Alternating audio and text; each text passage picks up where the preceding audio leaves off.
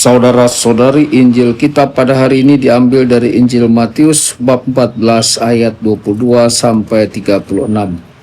Sekali peristiwa setelah mengenyangkan orang banyak dengan roti, Yesus segera menyuruh murid-muridnya naik perahu dan mendahulunya ke seberang, sementara ia menyuruh orang banyak pulang. Dan setelah orang banyak itu disuruh pergi, Yesus mendaki bukit untuk berdoa seorang diri. Ketika hari sudah malam, ia seorang diri di situ. Perahu para murid sudah beberapa mil jauhnya dari pantai dan diombang-ambingkan gelombang karena angin sakal. Kira-kira jam 3 malam datanglah Yesus kepada mereka berjalan di atas air. Melihat dia berjalan di atas air, para murid terkejut dan berseru, "Itu hantu!" Dan mereka berteriak ketakutan. Tetapi Yesus segera menyapa mereka, katanya, "Tenanglah, akulah ini, jangan takut." Lalu Petrus berseru, "Tuhan, jika benar Tuhan sendiri, suruhlah aku datang kepadamu dengan berjalan di atas air." Kata Yesus, "Datanglah." Maka Petrus turun dari perahu dan berjalan di atas air mendapatkan Yesus. Tetapi ketika dirasakannya tiupan angin kencang, Petrus menjadi takut dan mulai tenggelam lalu berteriak, "Tuhan, tolonglah aku." Segera Yesus mengulurkan tangannya, memegang dia dan berkata, "Orang yang kurang percaya, mengapa engkau bimbang?" Keduanya lalu naik ke perahu dan redalah angin, dan mereka yang ada di perahu menyembah dia, katanya, "Sungguh, engkau anak Allah." Setibanya di seberang, mereka mendarat di Genesaret. Begitu Yesus dikenal oleh orang-orang setempat, mereka memberitahukannya ke seluruh daerah. Maka semua orang sakit dibawa kepadanya. Mereka memohon supaya diperkenankan menjamah jumbai jubahnya, dan semua orang yang menjamah dia menjadi sembuh. Demikianlah sabda Tuhan. Terpujilah Kristus.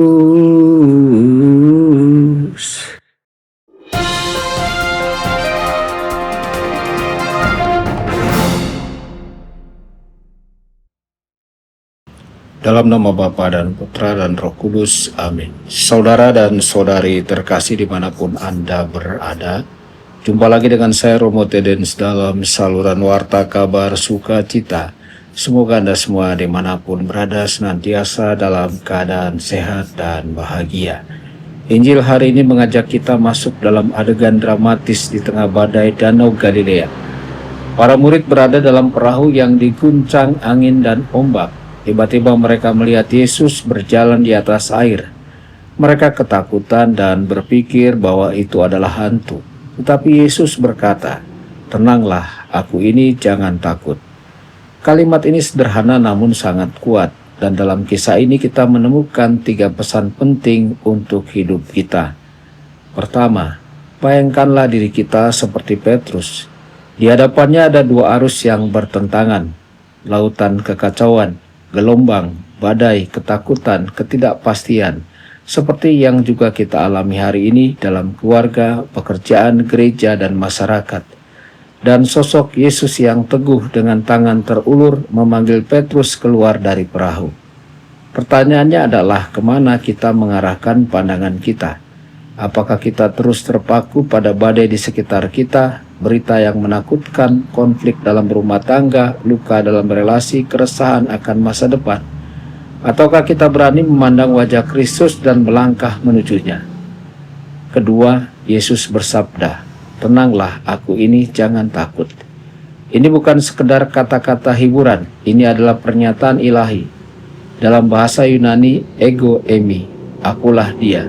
Mengingatkan kita pada nama Allah yang dinyatakan kepada Musa, "Aku adalah aku." Artinya Allah hadir dalam badai hidup kita, dan suaranya masih terdengar hingga hari ini, menembus kesesakan batin, dunia yang kacau, bahkan suara hati yang lelah. Yesus tidak selalu menenangkan badai seketika, tetapi dia selalu hadir di dalamnya. Maka seperti Petrus, melangkahlah dalam iman, ingatlah, bahkan saat Petrus mulai tenggelam karena takut, Tuhan tidak membiarkannya. Yesus segera mengulurkan tangan dan memegangnya. Ketiga, setelah Yesus naik ke perahu dan badai reda, para murid tersungkur dan menyembahnya berkata, "Sungguh, engkau adalah anak Allah." Inilah puncaknya, bukan hanya mukjizat luar biasa tetapi pengakuan iman. Di tengah badai mereka menemukan siapa Yesus sebenarnya, dan dari sanalah mereka menemukan siapa mereka sebenarnya. Anak-anak Allah yang dikasihi dan dilindungi, dan kita pun diajak untuk mengucapkan pengakuan yang sama, sungguh engkau adalah anak Allah. Ketika kita mengakuinya dalam doa, dalam ekaristi, dalam hidup sehari-hari, kita menemukan kekuatan untuk berdiri di tengah badai. Saudara-saudari, Yesus tidak memanggil Petrus untuk tetap aman di dalam perahu.